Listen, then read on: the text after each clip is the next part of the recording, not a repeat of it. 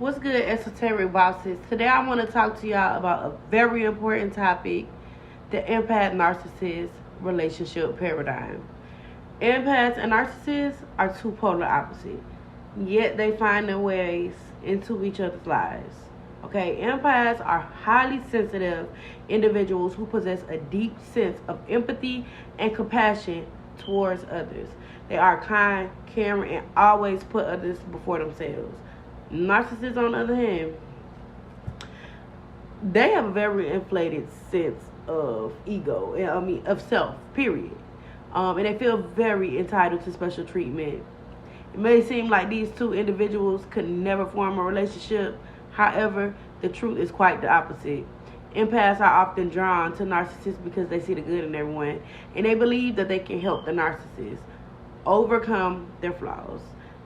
Narcissists, on the other hand, they are drawn to empaths because they provide admiration, validation, and the other things that they crave. But this is far from healthy from either parties. Empaths are often giving themselves too much into the relationship and sacrificing their needs and desires for the sake of the narcissist. The narcissist, on the other hand, tends to take advantage of the empath's kindness and use it to feed their own ego. Over time, the empath becomes exhausted, burnt out, and resentful, while the narcissist continues to demand more and more and more attention and validation. It's important to recognize that this relationship paradigm is not sustainable and it's not healthy for either party. As I said before, empaths need to learn to set boundaries and prioritize their own needs, while narcissists need to work on developing empathy and recognizing the value of others. If both parties are willing to put in the work, it may be possible for this relationship to transform into a healthier and more balanced commitment.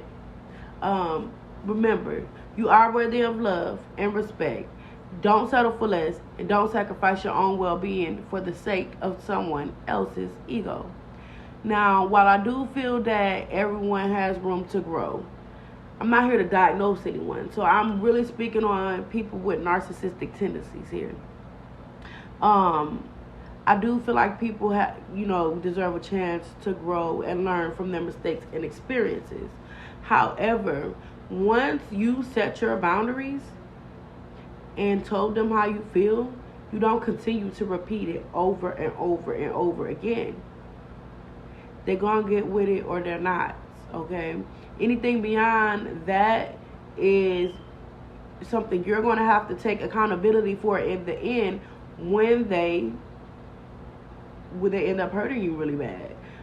Because what happens is the abuse and the neediness and the clinginess, it only gets worse over time. The possessiveness, telling you what to wear, where to go, when to go, keep tabs on. It only gets worse and more dangerous over time if in fact you're dealing with a true narcissist. Or even if you're just dealing with someone who's abusive and selfish. So what I will say to you guys is self-worth, self-care, and self-love is a must. Being at a point where your happiness comes from within is very important before getting into a relationship with someone. That way you're not dependent on them to supply your happiness, because that's what a narcissist does. They need a supply to make them feel validated. Don't be someone else's supply, because see, at the end of it all, you're going to be hurt. But that's usually the thing that pushes an empath into their spiritual awakening, because they have been hurt so bad from trying to pour from an empty cup into someone else's,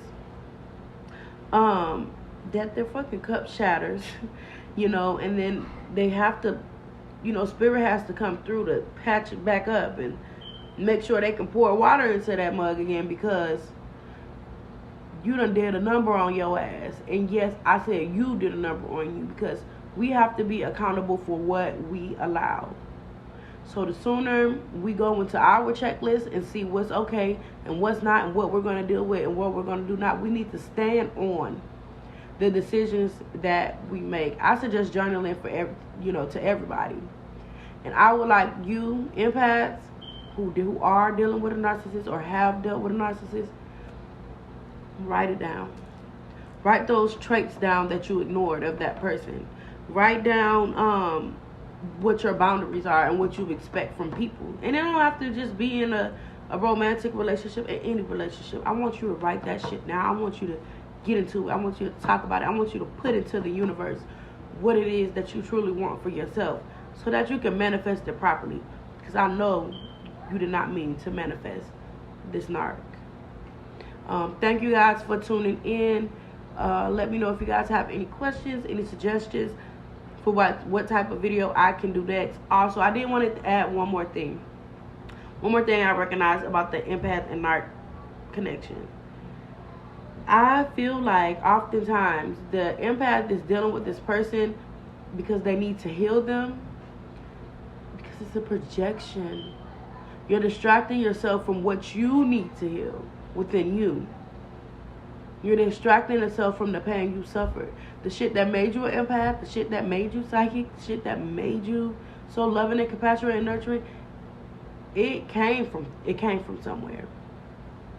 All right? And you're distracting yourself from the pain, thus distracting yourself from the healing process.